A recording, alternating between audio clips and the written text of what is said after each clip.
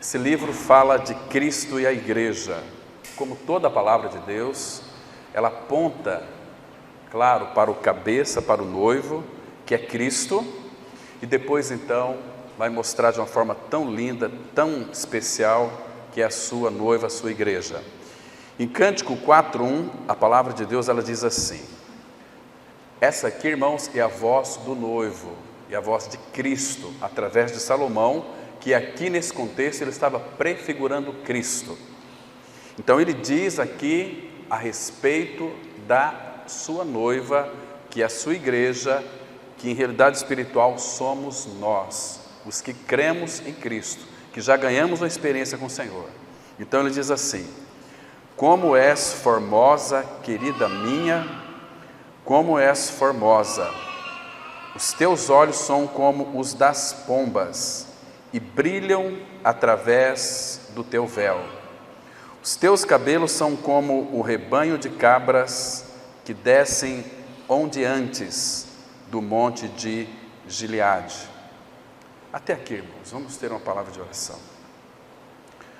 Nosso Pai, graças te damos por esse privilégio que nós temos, estarmos aqui em liberdade, para escutarmos, ó Pai, que Tu tens para dizer para nós nessa manhã.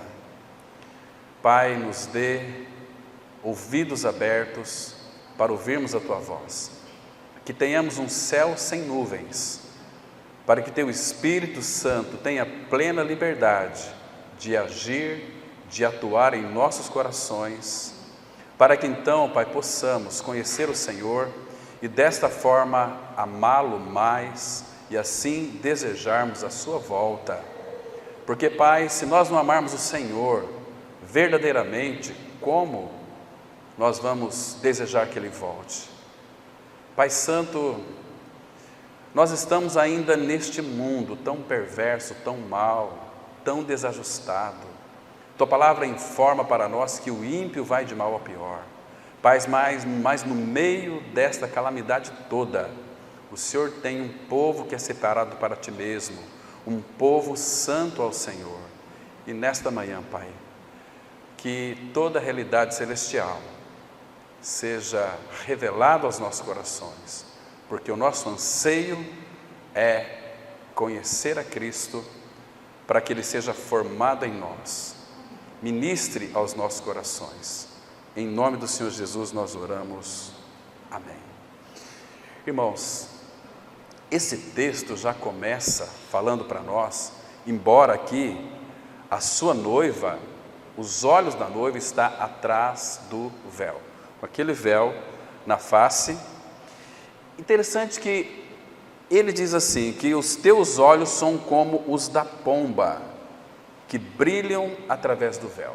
Irmãos, o olhar do nosso Senhor é um olhar tão penetrante, que Ele consegue enxergar, além do véu, a sua noiva. Uma noiva aqui, claro, que está sendo preparada para o rei Salomão, que é uma figura de Cristo. Então, assim temos que ler o livro de Cântico, ou livro de Cantares, nos colocando no lugar da Sulamita, porque a Sulamita ela está aqui representando a noiva, a igreja, que somos cada um de nós. O que é interessante saber, irmãos, que quando ele olha para a sua igreja, ele diz assim: como és formosa, querida minha, como és formosa. Aqui ele está dizendo algo muito importante para os nossos corações. Qual é a lição aqui? Vocês se lembram quando Adão procurava em todos os animais a sua contraparte e não encontrava? Então, Deus disse assim que não era bom que o homem estivesse só, que ele iria fazer uma companheira que lhe fosse idônea, uma auxiliadora. Então Deus fez cair em Adão, que também é uma figura de Cristo, em profundo sono, e ali da sua costela ele trabalhou, diz ali o hebraico, ele trabalhou na mulher, fazendo então a mulher. Então, quando ela estava pronta, Deus pegou aquela mulher e o levou para Adão. Quando Adão contemplou a Eva, sua mulher, lembra o que ele disse? Esta, afinal, Ou seja, eu procurei tanto, queria tanto, agora finalmente eu encontrei a minha noiva, a minha contrapartida. E lembra o que ele disse mais? Ela em realidade, ela tem ossos dos meus ossos, que fala dessa realidade interna. Osso é interno. Ela tem a minha realidade e carne da minha carne, ela tem a minha expressão. Então, olha que lindo, que Adão, quando contemplou Eva, ele viu tudo que Eva tinha dele. Ossos, realidade interna, e carne, que fala da nossa expressão para este mundo. Então, queridos, agora tem um detalhe que é importante: como és formosa. A igreja, vocês sabem que no Salmo 45, versículo 2, a palavra fala assim que ele, Jesus, claro, é um salmo messiânico, ele é o mais formoso de todos os homens, mais formoso, mais lindo, embora muitos talvez não considerassem a aparência de Jesus uma pessoa bonita, mas Jesus sempre, irmãos, ele vai olhar para o nosso coração e as suas intenções, nunca para aquilo que é externo. Jesus, ele é o mais formoso de todos os homens, e a igreja hoje tem essa realidade. O Filho de Deus, o Cordeiro de Deus, aquele que é 3 vezes santos, habitando dentro de nós. Irmãos, a palavra fala em Romanos 8:34, que todo o amor de Deus está em Cristo. Agora, se está todo o amor de Deus em Cristo, e Cristo está em nós, nós temos em nosso interior o amor de Deus em realidade espiritual. É muito grande isso para nós, saber que somos habitados pelo amor, o amor de Deus. Agora, Deus quer que este amor tome inteiramente o nosso coração, que nós sejamos transbordantes de amor, de graça, de misericórdia, porque uma das primeiras coisas que o Espírito Santo menciona naquela lista de Gálatas 5:22, é que o fruto do Espírito é amor. O fruto que ele irá produzir na sua igreja é amor.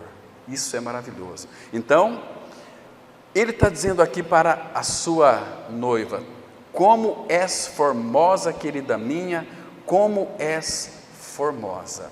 Então, por 2 vezes, ele aqui exclama. Essa palavra, esse ponto aqui de exclamação, nós sabemos que é algo que traz admiração. Quando Cristo olha para a sua igreja, aquela igreja, irmãos, aquela igreja que foi comprada por Ele, que foi lavada pelo sangue do Cordeiro, aquela igreja que está num processo de santificação, porque Paulo fala lá em 2 Coríntios 11:2, que Ele nos tem preparado como uma virgem pura a um só esposo, que é Cristo. Pureza. A noiva de Cristo, a igreja, ela é pura, porque foi purificada pelo Senhor da glória. Então, aqui, irmãos, imagina a cena, o rei Salomão tipificando Cristo, porque o rei aqui, nesse versículo, ele se detém sobre vários traços da beleza da sua noiva.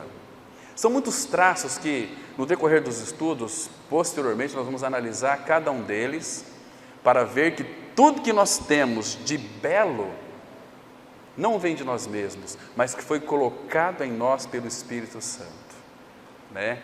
O Espírito Santo, ele está bordando em nós a pessoa de Cristo, como diz o Salmo 45, que é muito lindo. Se vocês puderem dar um pulinho lá comigo, Salmo 45, aqui vai mostrar, irmãos, de uma forma tão linda, mas tão radiante, tão específica.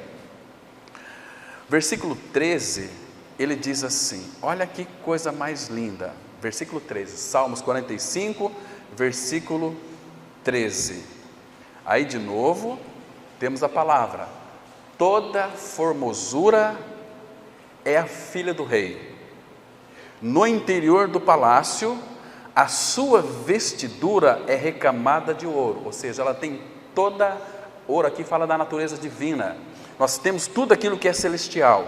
Agora veja o versículo 14, em roupagens bordadas conduzem-na perante o rei, as virgens, suas companheiras que a seguem, serão trazidas à tua presença.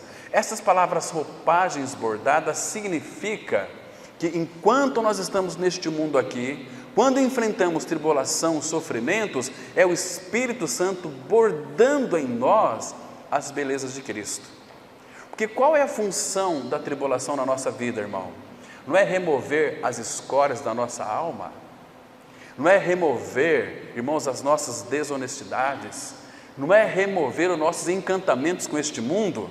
Isso o Espírito faz, Ele vai usar a circunstância. Se você é filho, então, porque o Senhor, Ele corrige a quem ama.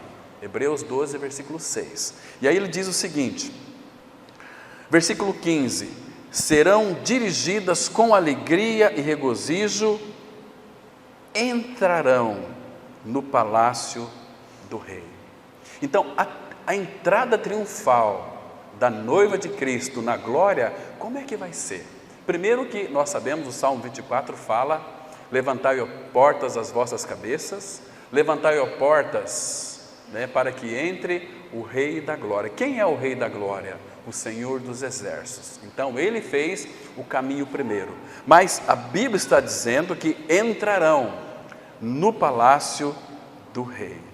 Agora, irmãos, quem que vai entrar nesse palácio? Somente aqueles que verdadeiramente são filhos de Deus. São filhos de Deus. Aqueles que então creram, que morreram e ressuscitaram com Cristo. Porque, irmãos, se nós não crermos que morremos para o pecado continua ainda dominando a nossa natureza. Então, mas Ele já fez uma obra lá na cruz do Calvário. E Paulo, escrevendo a Timóteo, ele diz assim: tome posse da vida eterna. Tudo já está preparado. Adentre, dá um passo, clame ao Senhor para que Ele então revele. Então, irmãos, a igreja do Senhor, ela é muito linda aos olhos de Cristo. Aos olhos de Cristo. Para nós, esses traços aqui que ele está descrevendo lá em Cântico capítulo 4, põe em evidência as graças morais de Cristo, que Cristo, Ele consegue enxergar no seu corpo, na vida da igreja. Porque, irmãos, tudo que Cristo, Ele conquistou na cruz, pela ressurreição, quando Ele foi ascenso, o Pai colocou tudo em Cristo Jesus. E sabe o que Ele fez? Ele derramou tudo sobre a vida da igreja, o corpo de Cristo. Infelizmente, irmãos, muitos não têm, de fato, desfrutado dessas realidades espirituais. Se nós, hoje, seres humanos, olharmos para o corpo de Cristo, a vida da igreja, o que nós iremos ver? Porque o nosso olhar é um olhar muito superficial. O que nós vamos ver na vida da igreja, irmãos? Nós vamos ver tantas coisas terríveis, nós vamos ver tantos erros, nós vamos ver tantos defeitos na vida da igreja, mas nós não podemos nos esquecer de uma coisa. Hebreus 1, versículo 3, está escrito assim, que Ele, Jesus, depois que Ele fez a purificação dos pecados, assentou-se à destra de Deus. Ele fez a purificação dos nossos pecados. O que é purificar pecado? Significa que os nossos pecados, que a cor do pecado, Isaías fala que ela é vermelho, capítulo 1. Então, Ele, pelo sangue, tornou os nossos pecados mais brancos do que a neve. Percebe? Tornou mais alvejados do que a neve. Não existe cor mais branca do que a neve. Então, os nossos pecados foram purificados. Então, irmão, uma coisa que é interessante aqui, lembra quando Pedro, lá em Atos, teve aquela linda visão, lá no capítulo 10, que teve um arrebatamento, desceu aqueles lençóis de 4 pontas. Então o Senhor disse para Pedro: Pedro, mata e come. Atos 10. Então Pedro disse: não, nunca entrou na minha boca coisa comum ou imunda. Mas aí o Senhor disse para ele: não consideres comum o que Deus purificou. Meu irmão, minha irmã, um detalhe que é importante. Jesus fez a purificação dos nossos pecados. Então você e eu que cremos no Senhor, não podemos dizer que somos um povo comum. Não somos mais comum. Somos um povo que Ele separou para Ele mesmo. Ele nos purificou dos nossos pecados. Sabe para quê? Sabe quando Cristo olha para a sua igreja? Sabe o que Ele vê, meus queridos irmãos? Abra comigo em Efésios capítulo 5, versículo 27. Efésios 5, versículo 27. Eu vou ler também o versículo... Vamos ler apenas o 27. Depois, vamos ver outro texto que vamos voltar aqui em Efésios capítulo 5 novamente. Versículo 27 diz assim, Efésios 5, verso 27. Para apresentar a si mesmo igreja gloriosa, sem mácula. O que é mácula? Mancha. Igreja gloriosa, sem mácula. Por que sem nenhuma mancha? Porque Ele purificou a igreja com o seu sangue precioso. Nem ruga. Essa palavra ruga aqui significa os tempos que nós perdemos, nos envolvendo com coisas que não é o Senhor. Nem ruga, nem coisa semelhante. Olha o que a igreja é. Olha o contraste de tudo isso. Porém santa e sem defeito. Irmãos, como o Senhor olha para a sua igreja? Uma igreja que é gloriosa, porque Ele habita na igreja, Ele é glorioso, ela não tem mancha nenhuma, não tem mais ruga, e nem coisa semelhante, mas ela é santa e irrepreensível, sem nenhum defeito. Vocês entendem, irmãos, o que significa ser um povo que foi purificado pelo sangue do Cordeiro? Isto aqui é extraordinário. Irmãos, se nós entendêssemos isso e tivéssemos essa visão em realidade espiritual, qual deve ser a nossa atitude, meus irmãos? Viver uma vida de louvor. Então Paulo entendeu isso, ele escreveu 1 Tessalonicenses 5,18, em tudo dai graças, porque esta é a vontade de Deus em Cristo Jesus. Em tudo dai graças. Irmãos, nós temos tudo, e temos tudo para dar graças. Que delícia isso, né, irmãos? Que coisa maravilhosa. Então não se esqueça que o meu e o seu pecado foi purificado. Deixa eu mostrar para vocês aqui, irmãos, uma figura linda da igreja em Ezequiel, capítulo 16, a partir aqui do versículo 13. Vamos ler apenas 2 versículos, o versículo 13 e 14. Veja que coisa linda, meus irmãos. Se você linkar esse versículo 13 e 14 com o Cântico 4:1, você vai ter muita luz e você vai buscar diante do Senhor, ou pelo menos você vai ter um desejo de querer se aprofundar nessa questão de que você e eu, nós somos a igreja formosa. E ele disse assim, Ezequiel 16, verso 13, ele falando aqui, irmãos, da igreja, uma figura linda da igreja, ele diz assim, assim foste ornada de ouro e prata. Prata fala da redenção, ouro fala da divindade do nosso Senhor. Então, olha, nós somos ornada de ouro e prata. O teu vestido era de linho fino. Linho fino, vocês sabem que é a justiça dos santos. Linho fino, de seda e de bordados. No triste de flor de farinha, de mel e azeite, eras formosa em extremo e chegaste a ser rainha. Agora, olha o versículo 14, irmão. Correu a tua fama entre as nações por causa da tua formosura. A igreja, ela é linda, ela é maravilhosa. Então, a fama dela correu por causa da formosura dela. Era uma mulher que se diferenciava das demais, porque ela tinha algo que era diferente.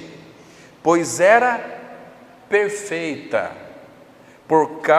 Perfeita por quê? Porque ela chegou numa perfeição porque ela quis? Não, mas é por causa da minha glória que eu pusera em ti, diz o Senhor. O que é a glória? É Ele é a glória, a presença dEle é a glória. Então a presença dele em nós, lembra que Paulo disse lá, que nós lemos o texto de Efésios 5, 27? Para apresentar a si mesmo igreja gloriosa, porque o glorioso que é Cristo, veio morar dentro de nós, habita em nós. Claro que a igreja tem que ser gloriosa, irmão. A igreja, ela brilha, ela tem um brilho muito lindo, maravilhoso, específico. A igreja, ela é tão preciosa. Agora, vamos avançar mais um pouco lá em Cântico, capítulo 4. Agora vamos dar um pulinho no versículo 7, meus irmãos. E aqui vamos ver algo preciosíssimo. Cântico, capítulo 4, vamos dar uma olhada aqui no versículo 7. Então, novamente, o Senhor aqui olhando para a sua noiva, claro, Cristo olhando para a igreja, é como Ele vê a sua igreja, porque Cristo vê Ele em nós, e Ele é o mais formoso de todos os homens. Então, diz assim: Tu és toda formosa, querida minha. Olha que doçura, o Senhor chamando a sua igreja de querida. A igreja, ela é querida do Senhor, ela é amada do Senhor, e em ti não há defeito. Irmãos, aqui nesse contexto, aos olhos do rei, a esposa, ela é toda formosa e também sem nenhum defeito, porque ela foi purificada. Não se esqueça disso, meus irmãos, ela foi purificada. Pedro, escrevendo na sua carta, 2 Pedro 9, diz que é para a gente não nos esquecer que os nossos pecados foram purificados, para que Satanás não nos acuse. Então não se distraia disso, esteja ligado a isto, irmão, para que você não venha se perder depois. Por isso que o povo do Senhor, também, à luz do seu desígnio, dos seus pensamentos, é santo e irrepreensível diante dele em amor. Então, por isso, irmãos, que esse texto, ele expressa a ótica do Pai com relação à sua igreja, a visão do Pai com relação à sua igreja. A igreja, ela é formosa, e na igreja não há defeito, irmãos. O Senhor ama tanto a igreja, que Ele se entregou por ela. Mais uma vez eu quero que vocês voltem comigo lá em Efésios capítulo 5, agora o versículo 25 e o 26. Vamos verificar aqui algo tão importante. Por que na igreja também não há defeito? Versículo 25, claro que aqui ele está fazendo analogia do marido e da esposa. Por que Paulo, então, ele tratou aqui, a gente não sabe de quem que ele está falando, se é de Cristo, a igreja, se é de marido ou mulher.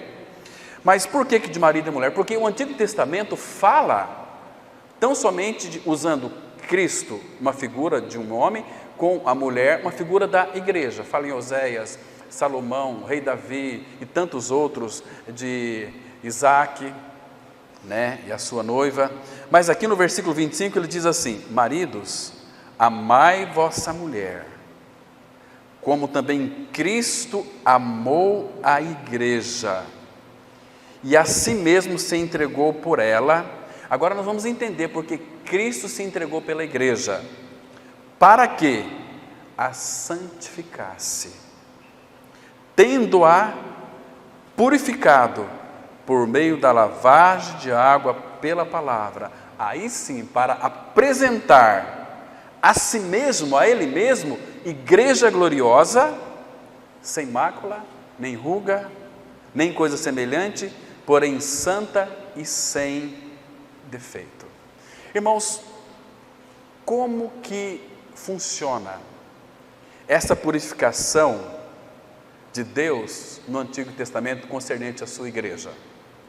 Você se lembra que Jacó, ele foi um homem enganador? Vocês se lembram? Você lê a história de Jacó, você vai perceber que ele era um homem que gostava de levar vantagem em todas as coisas, até que a cruz operou na vida dele. Então, quando Jacó, ele deu um avanço mais, porque Deus começou a tratar nele, até que ele alcançou a maturidade espiritual, e nós vamos ver futuramente sobre a maturidade espiritual de Jacó, muito interessante, irmãos.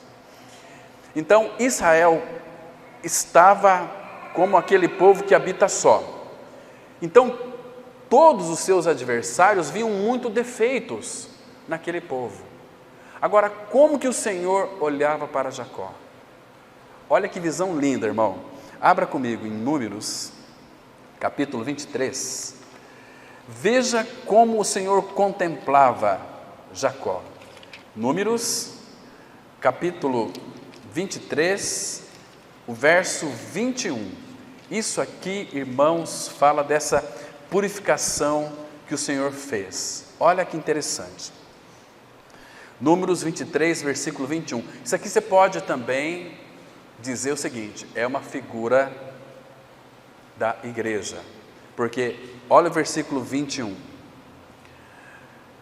Não viu iniquidade em Jacó, nem contemplou desventura em Israel. O Senhor, seu Deus, está com ele, no meio dele se ouvem aclamações ao seu rei. Que lindo, irmão. Uma vez que o Senhor tratou e purificou, o mundo pode ver iniquidade, mas Deus não viu iniquidade em Jacó. Não vê. Isso é maravilhoso, irmãos. Coisa linda, porque o Senhor separou a sua igreja para Ele mesmo. Como diz aqui no versículo antecedente aqui, que a igreja do Senhor, olha só o 23, versículo 9. Pois do cimo das penhas vejo Israel, e dos outeiros o contemplo. Aqui é Balaque. Eis que é povo que habita só. Habita só é um povo que é separado para ele, que habita só. E o que mais aqui, irmãos?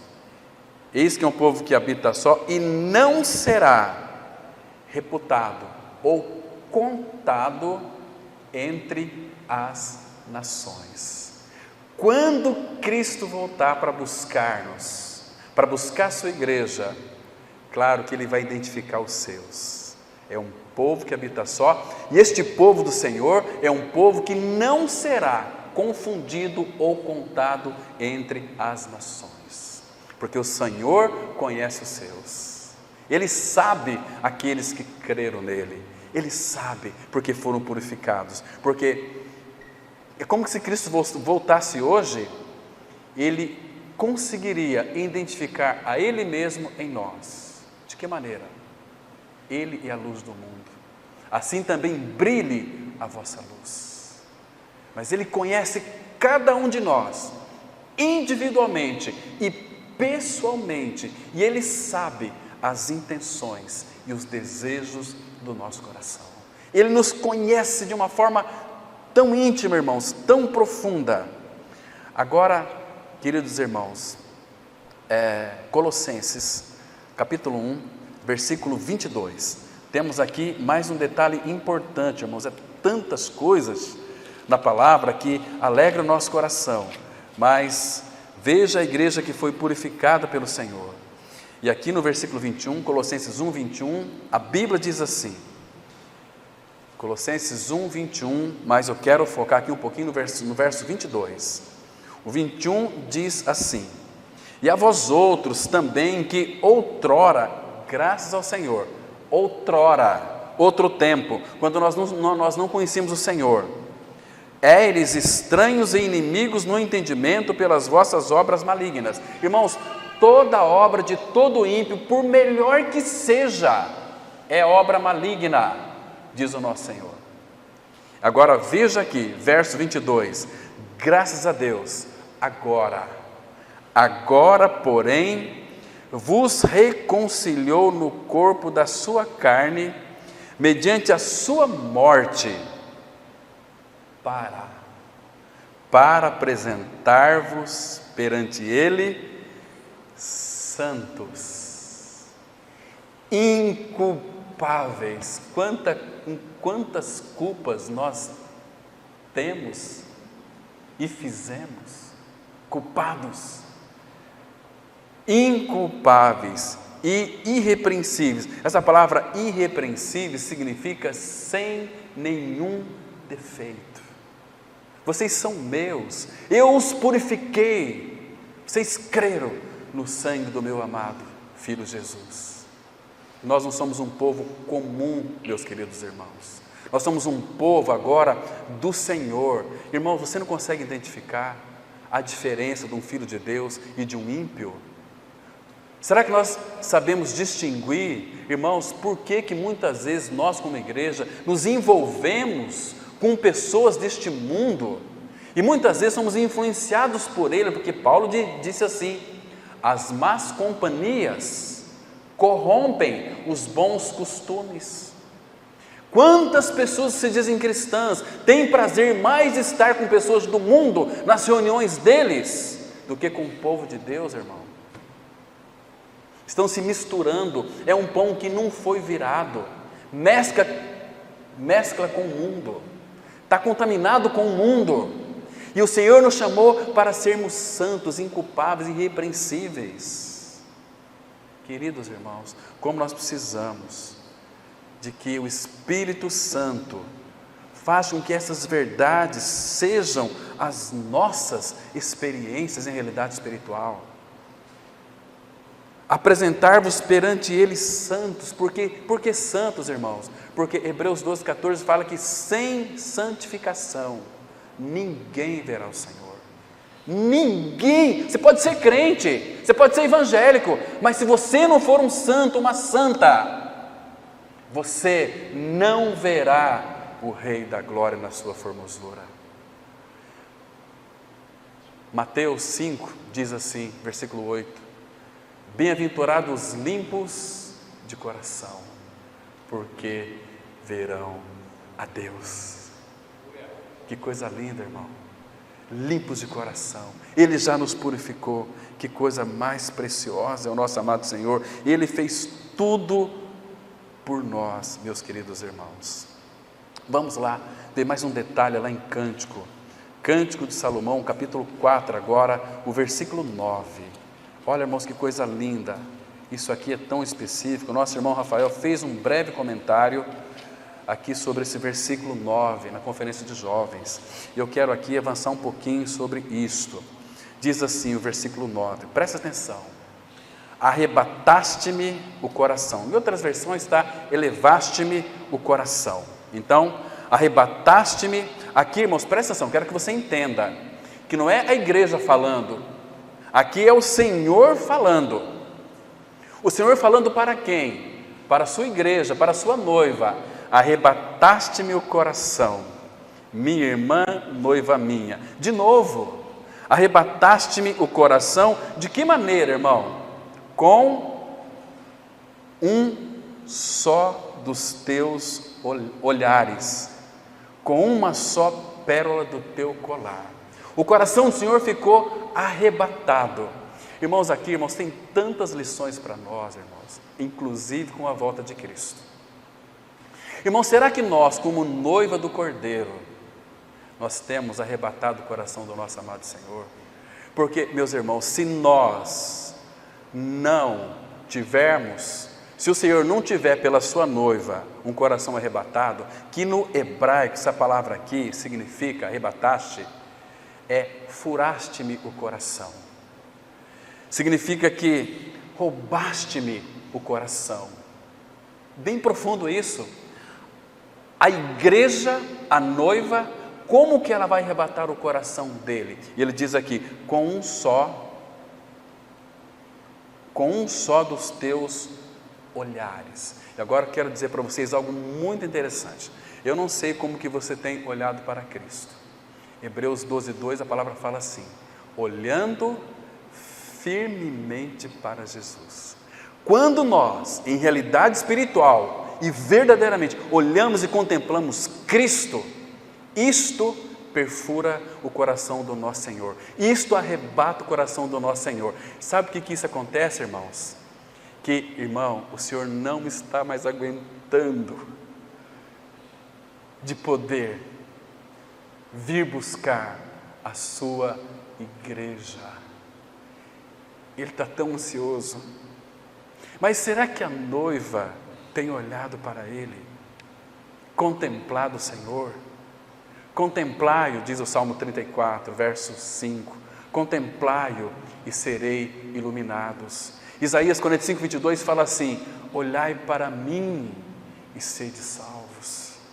O nosso olhar, contemplando o Cordeiro pela fé, arrebata o coração dele. E quando o coração do Senhor estiver arrebatado pela sua noiva, ele vai vir buscar, porque aí, irmãos, aí vai cumprir aquela palavra lá de Apocalipse capítulo 22, verso 17, o Espírito e a noiva dizem: vem. Hoje em dia a gente vê muita gente falando Maranata, Maranata, mas é da boca para fora, igual uns papagaios, mas não ama o Senhor.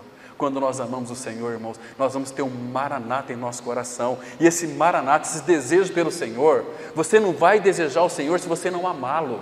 Se você ama o Senhor, você vai dizer Maranata, como a Sulamita disse aqui no capítulo 8, versículo 13 e 14, acompanhe aí comigo, irmão, por favor, abra aí, veja aqui que lindo, presta atenção. Ó tu, versículo 13, ó tu, aqui a voz do esposo, ó tu que habita nos jardins. Domingo que vem nós vamos falar o estudo inteiro sobre esse jardim aqui, irmão, porque sempre foi propósito do Pai ter um jardim. Começou no Éden e hoje Ele colocou a igreja num jardim, e o jardim Ele fechou. Jardim fechado és tu, querida minha, noiva minha, uma igreja que é exclusiva do Senhor, e Ele ama tanto a igreja, irmão. Nós precisamos fazer com que o coração do Filho seja arrebatado por nós, perfurado, roubado. Ele roubou o nosso coração, Ele trocou o nosso coração na cruz. Mas, irmãos, nós temos que roubar o coração do Senhor, amando Ele, que Ele nos conquiste cada dia mais. Então, Ele diz assim: ó tu que habitas nos jardins, os companheiros estão atentos para ouvir a tua voz. Aí Ele diz assim: olha a ternura do Senhor, olha o carinho do Senhor, olha Ele abrindo o coração para nós. Ele diz assim: faze-me, pois, também ouvi-la. Você se mostra, igreja, para tantos, você fala para tantos, mas fala comigo, eu quero ouvir a tua voz. E aí a noiva diz assim, olha que lindo, irmãos, verso 14, o que está escrito aí? Vem depressa, amado meu. Esse é o Maranata verdadeiro, genuíno, autêntico, sem máscara. Irmãos, será que nós temos esse desejo? Será que nós temos um Maranata verdadeiro? Vem depressa, amado meu. O que fazer neste mundo? Não dá para nós construir castelos neste mundo, irmãos. Não espera nada deste mundo. Este mundo está condenado. Este mundo está fadado ao fracasso. Este mundo será destruído com fogo. Não vai ficar pedra sobre pedra. Mas nós temos aqui: faz-me, pois, também ouvi-la. Sabe que ele está dizendo o seguinte? Chega-me a mim, eu quero ouvir a tua voz. Mas a gente chega diante do Senhor, irmão, sabe fazendo o quê? Pedindo para isso, pedindo para aquilo, não é errado, mas, queridos, demore-se diante do Senhor, tenha intimidade com Ele, vive uma vida aos seus pés, chore na presença dEle, abra teu coração para Ele, fala: Senhor, olha como é que eu estou, eu preciso de Ti, Senhor. Ore com gemidos, mas não saia da presença dEle, porque se o dia que você descobrir, se for revelado ao seu coração o quanto Ele te ama, você vai descansar, você vai sentir vergonha, porque nós amamos tão pouco o Senhor, irmão. Exemplo disso é porque nós passamos tão pouco em oração. Quando nós amamos uma pessoa, nós queremos estar com ela, entende? E passar tempo com ela. Assim é o nosso Senhor, Ele deseja isso, que nosso coração seja totalmente conquistado. Essa palavra que roubaste meu coração, claro que lá em Gênesis tem um texto muito interessante. José também é uma figura de Cristo, mas é interessante que quando ele interpretou os sonhos de Faraó, Sabe o que Faraó fez com José? Acompanha comigo, irmão, lá em Gênesis capítulo 41, versículo 41. Gênesis capítulo 41, versículo 41, vamos ler até alguns versículos aqui, talvez até o 43.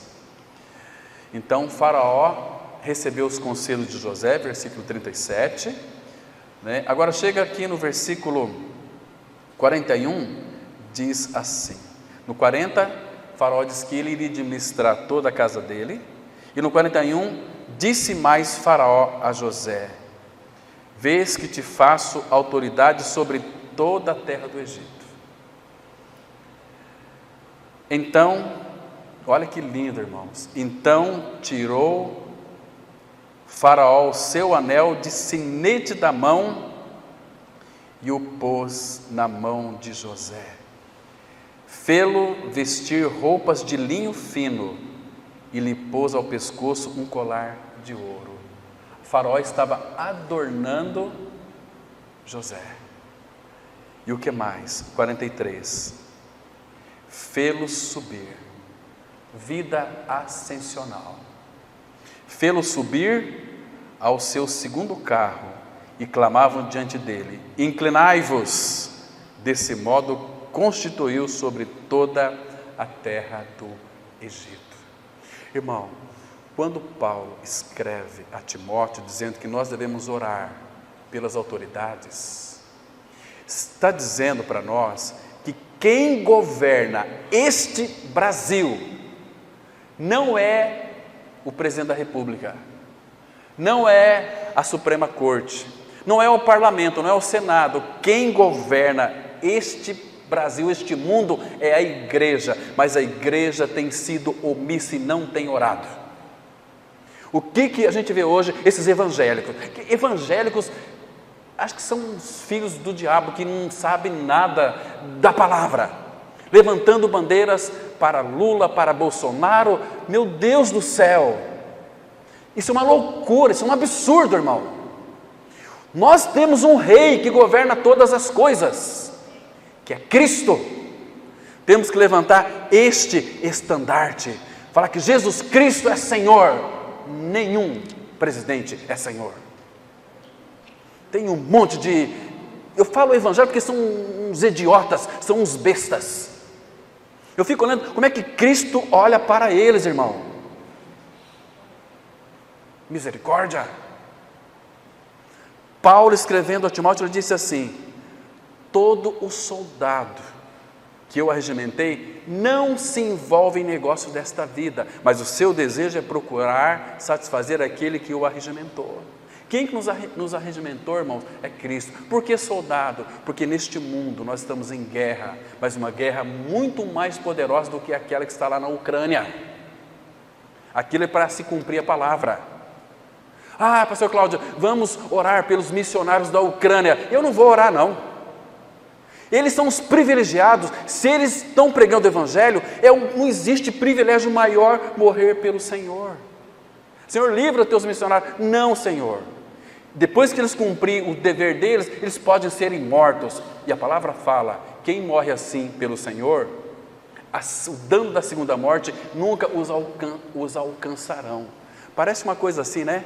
Ah, mas que estranho, você parece que não tem amor pelos irmãos. Tenho amor, eu sei o privilégio que é alguém morrer pelo Senhor. Não morrer pela causa, mas morrer por Cristo. Quando foram matar o apóstolo Pedro: você ama tanto teu Senhor? Diz a tradição, vamos crucificá-lo. Muito bem, vocês não se importam em me crucificar de cabeça para baixo? Porque eu não sou digno de morrer como meu Senhor morreu. Ah, irmão, isso é cristianismo genuíno, verdadeiro. E a gente vive uma vida tão relaxada, né, irmão? Às vezes eu fico assim com vergonha de mim mesmo, falo: Senhor, tem misericórdia, Senhor, conquiste o meu coração, me tenha mais de mim, porque, ai, Senhor, como Ele tem tido paciência conosco. Arrebataste-me o coração. Ah, irmão, aqui essa frase, arrebataste-me o coração, ela é repetida 2 vezes naquele versículo ali. Então é boa coisa que nossas afeições pertençam a Cristo, sem reserva. Mas nada fortalece tanto a nova criatura, o regenerado Filho de Deus, nem enche tanto de uma alegria mesclada de adoração, como concretizar a alegria que Cristo encontra nos seus redimidos. Você sabia, irmãos, que estou falando daquele que é convertido, mas aquele que é regenerado. O convertido ele pode se afastar, cair da graça, mas o regenerado não. O convertido é aquele que converte até um dogma de uma religião. Pode até se converter a Cristo, mas se não for regenerado, ele não vai alcançar a glória que está em Cristo.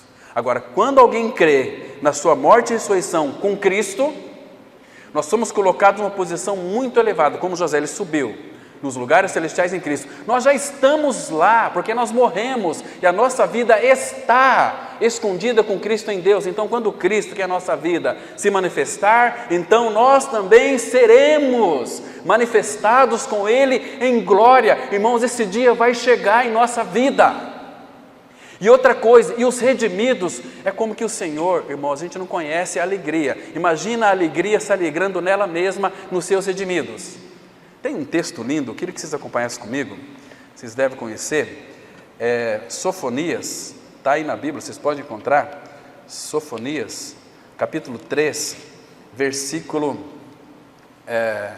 17, Sofonias 3, verso 17, aqui eu quero que você entenda uma coisa, que veja a alegria que o nosso amado Senhor encontra naqueles que foram redimidos por Ele, irmão. Olha aqui, olha a vibração do nosso Senhor, diz assim, Sofonias 3, verso 17, o Senhor teu Deus está no meio de ti, aleluia, e continua dizendo, poderoso para salvar-te, Ele se deleitará em ti com alegria, o Senhor se deleita em nós com alegria, renovar-te-á no seu amor, é um amor que se renova a cada dia, por isso que Paulo fala o seguinte, crescei no amor, e ele diz o seguinte, regozijar-se-á em ti com júbilo, esse é o nosso Senhor em nós, irmãos,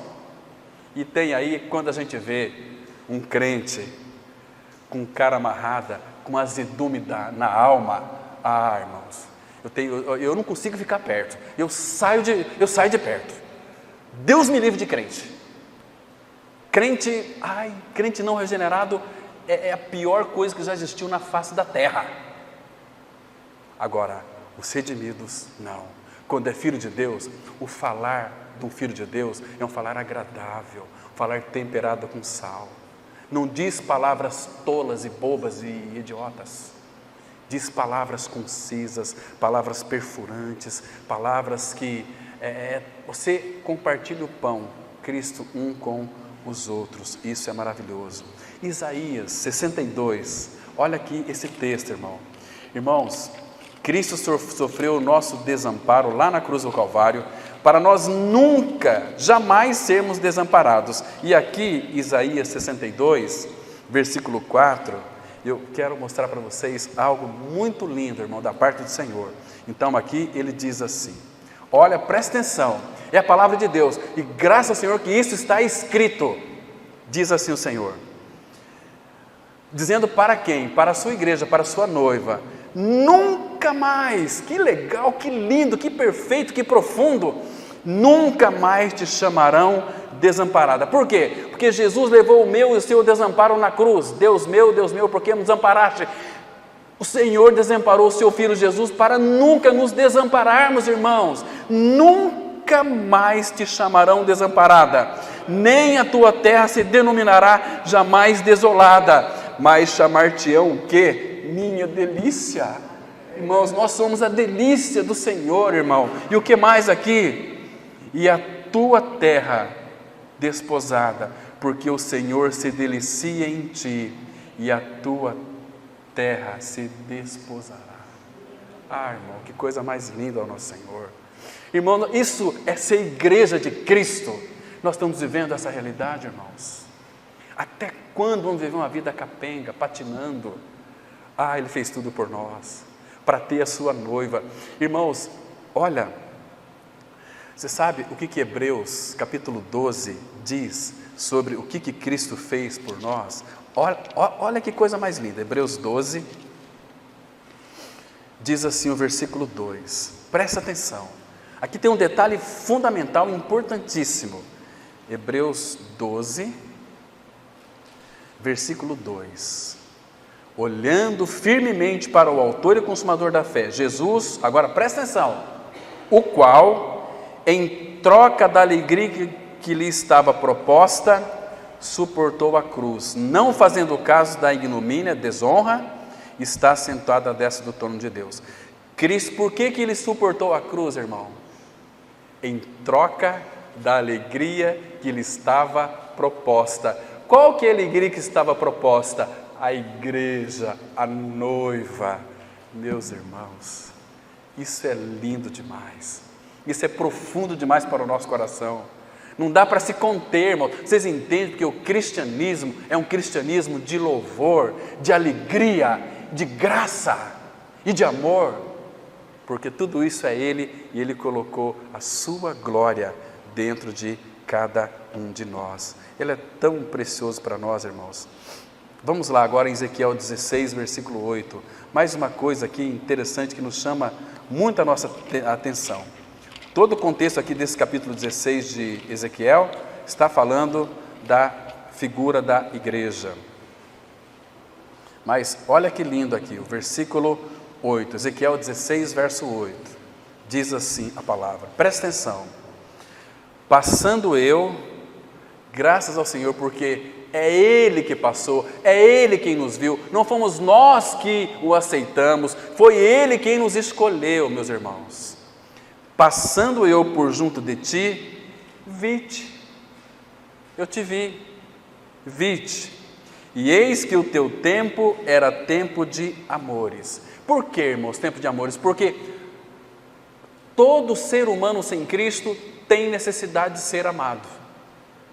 E todo o tempo de todo pecador, e o nosso também, é de ser amado. Nosso tempo é de amor. Ele é a realidade do amor. Deus é amor. Então, era tempo de amores. Qual que é o tempo de amores dos pecadores? Todo o tempo, eles carecem do amor de Deus. Então, o que ele fez? Estendi sobre ti as abas do meu manto e cobri a tua nudez. Nudez aqui é uma figura de pecado. Cobri a tua nudez. Dei-te juramento. Entrei em aliança contigo, diz o Senhor Deus, e passaste a ser minha. A igreja é exclusiva do Senhor. Ele fez tudo por nós, irmãos. Que coisa linda. Você entende, irmãos, o que é ser igreja? Você entende o que significa Cristo amou a sua igreja? Não é que Ele amou, ficou no passado, Ele ama a sua igreja. Lembra de Apocalipse 1, versículo 5? Leia comigo esse versículo, por favor. Eu quero que vocês leiam, para, quem sabe, a palavra possa entrar no coração de vocês, e vocês possam perceber este amor do Senhor, e amar o Senhor. Olha aqui, versículo 5, Apocalipse 1, versículo 5, que lindo, diz assim: e da parte de Jesus Cristo, a fiel testemunha, o primogênito dos mortos e o soberano dos reis da terra. Ele é soberano de todos os reis da terra. Então quem governa não é presidente, é Cristo. Agora continua dizendo o seguinte: aquele que nos ama. Oh, irmão, que lindo! Aquele que nos ama e pelo seu sangue nos libertou dos nossos pecados. Porque o Davi está dormindo, eu ia dar um grito aqui agora, você não ia acordar ele, mas eu ia dar um grito aqui, que vocês iam ver. Irmãos, isso é para vibrar, para celebrar. Não fica se sentindo assim uma vítima, você é amado pelo Criador de todas as coisas. pelo Rei dos Reis, Senhor dos Senhores. Irmãos, se nós compreendêssemos isso, os nossos pensamentos a respeito de Cristo, eles são tão mesquinhos e raros, mas nós podemos dizer, graças ao Senhor, como o salmista. Vamos ver aqui como é que são os pensamentos dele a nosso respeito. Salmos 40, vamos ler aqui o versículo 5. Salmos 40, versículo 5. Irmãos, não se esqueça disso, irmão. Se você não entendeu, depois você reescuta de novo a mensagem que é da parte do Senhor para o teu coração. Diz assim, versículo 5.